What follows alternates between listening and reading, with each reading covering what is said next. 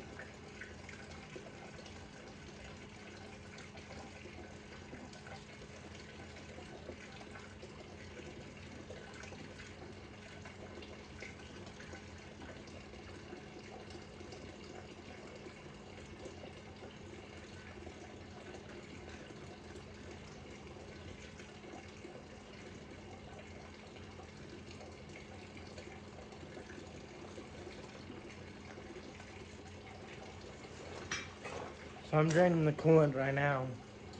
I have the plug out, which is just this little plug.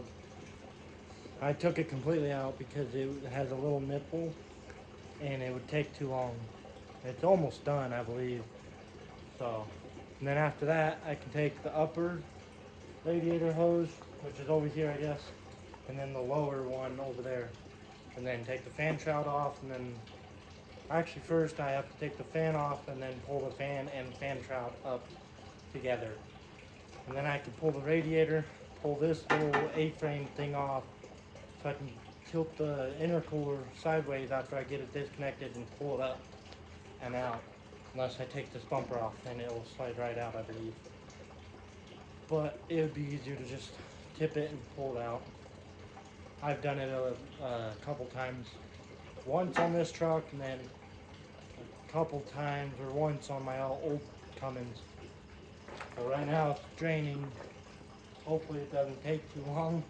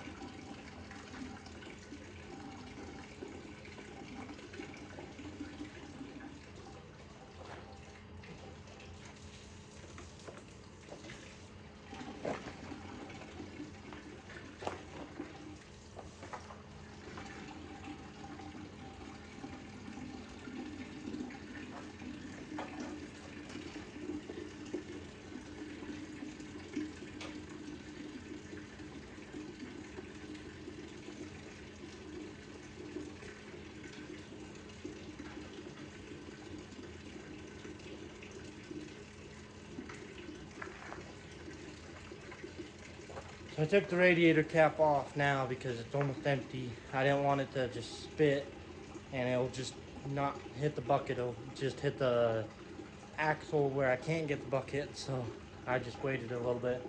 Now the radiator cap's off from right here.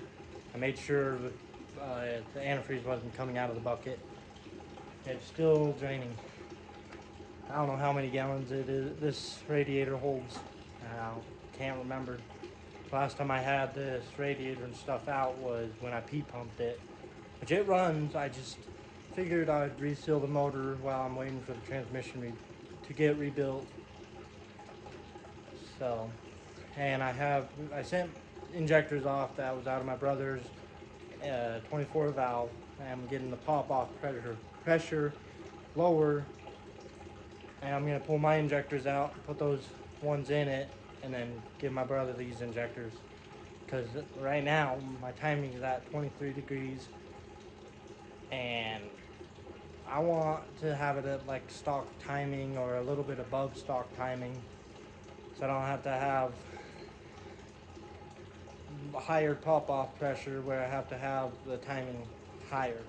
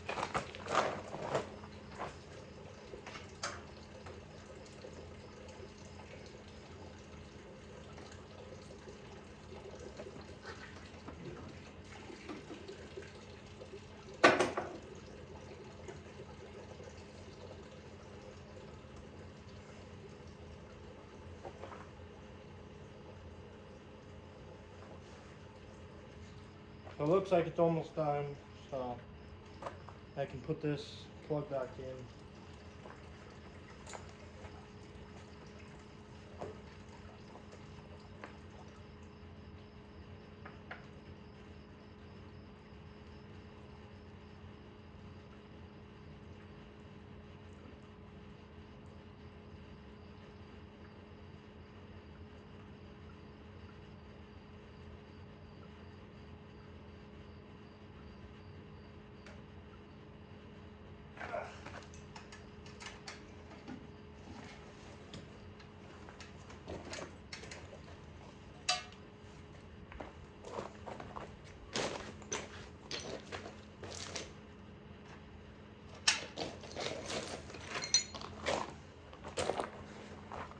Probably about 4 gallons of coolant, which we normally buy the concentrated coolant so we can add water because it's cheaper and easier to do.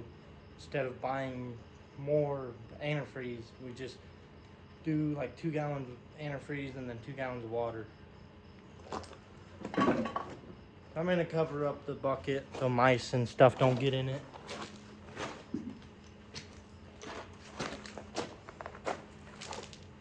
And once I get it pulled, I'm going to put a plastic bag on the intake horn and then a plastic bag on the turbo on both sides. And then put like paper or something in the coolant hoses, and then in the radiator, and then this intercooler.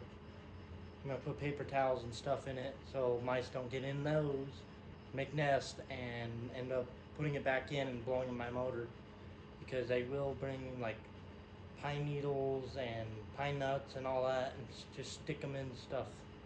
I've had a couple mice nests in like my trash trailer and a couple vehicles, but not this. Surprised I've never had mice inside one of my Cummins.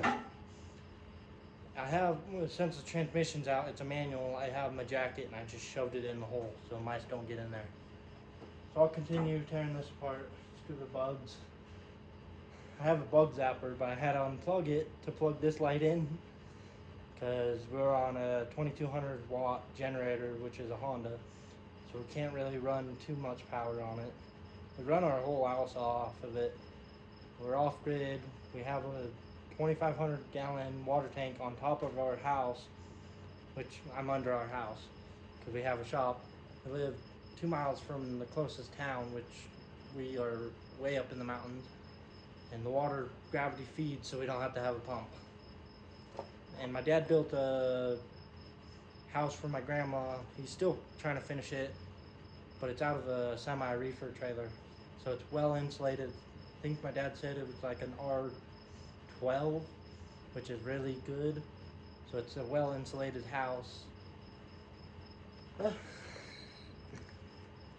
We live in a shipping container house, 10 shipping containers. So there's 3 on the first floor, 2 on the second, 2 on the third, and then there's 1 on each side, and then a container that goes out the back. And then we have this big old shop under the house, which is nice to have. And then we have this crane thing that goes to the bottom of the house that we use to pull motors. I bent this out of the way because I'm getting a new AC line for on the side of the fender here, and this other one just spun on it. So, and I got new AC lines because where you fill up the AC, the Freon, they're slowly leaking. So I ordered new ones, trying to fix this truck up so I don't have to have any issues. So now I need to get the radiator off, the intercooler out, then unbolt the turbo, undo all the wiring and the fuel lines, which I have a fast, so I need to get rid of those fuel lines because I don't have a use for them anymore. I ordered a it's like $850 fast fuel system for a 12 valve, so I can have fuel pressure for a P pump, since I P pumped this one. So I'll continue doing this. I'll remove some stuff like this air compressor since it's broken on the top here, right there, and then get rid of this air fitting part because I'm too broke to get a air compressor for the exhaust brake. I'm not even hauling that much heavy stuff. I'm not gonna worry about it for now. And all the air lines are melted by the turbo and stuff. So if I do end up putting a new air compressor on it, I'm gonna run metal lines all to the stuff. So.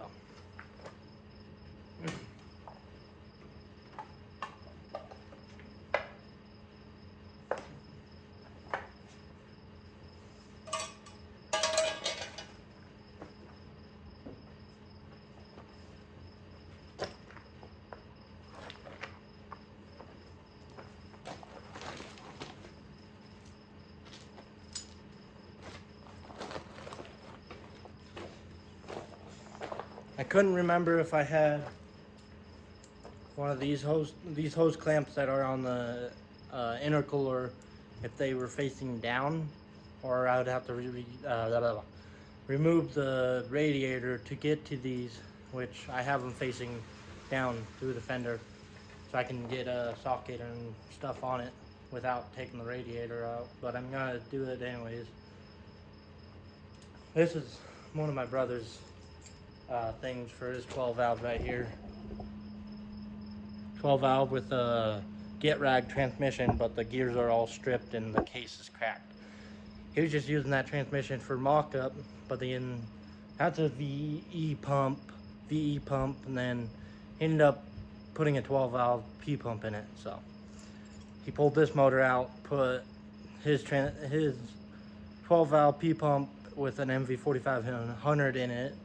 This had a MV4500, but I need my dad to get off his days on so I can have him help me rebuild it. So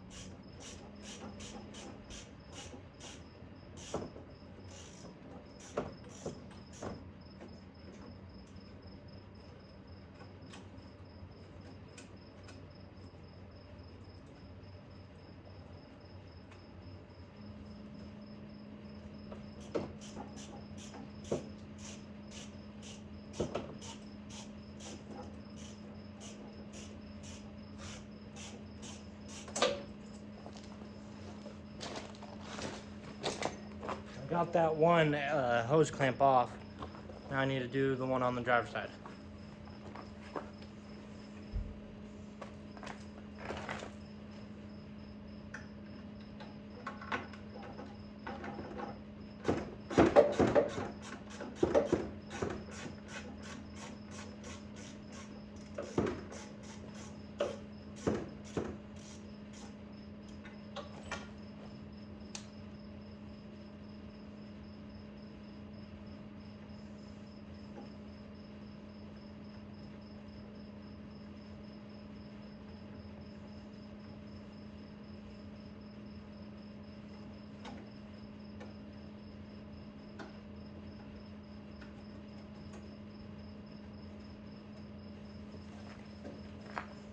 That one's off too. So I need to go find a wrench for the fan so I can take the fan off, which should be in that white toolbox over there. So I'll be back. Okay, I'm back. I need to figure out if it rotates this way or this way so I can use this fan wrench that my dad built, because he has a 1998 Ford F800 that he built this so he can pull the fan off, the clutch fan. So I think it goes this way, but I'm not exactly sure. So I'll try it.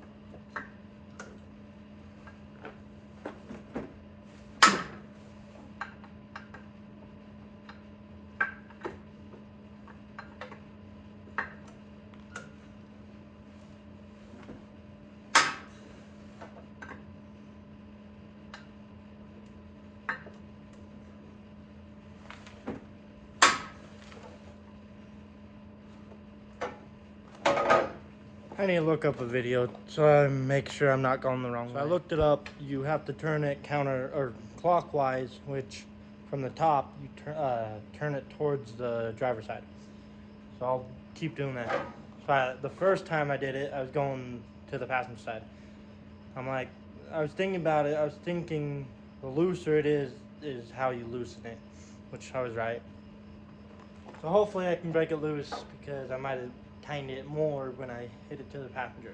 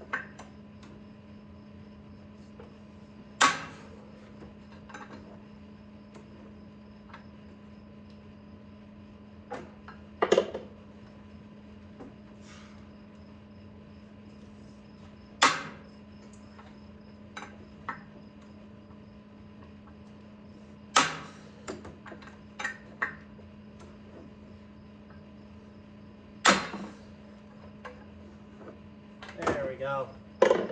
Finally got it. Keep spinning.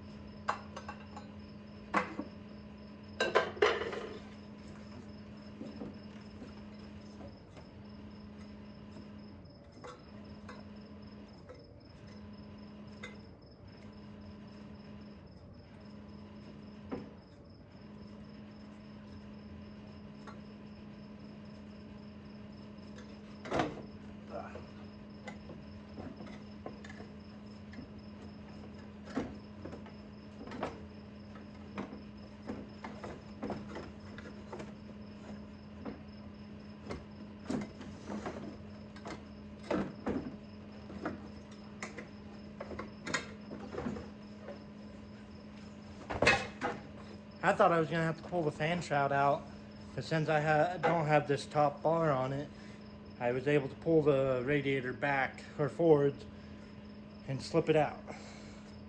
But the clutch fan's bad, I know that. I don't have the money to replace it, so I'm just gonna put it back on. It'll still cool down my motor. If you don't have a fan, it'll overheat really fast. But it still works, but it just, if you're hauling a heavy load, it will overheat. So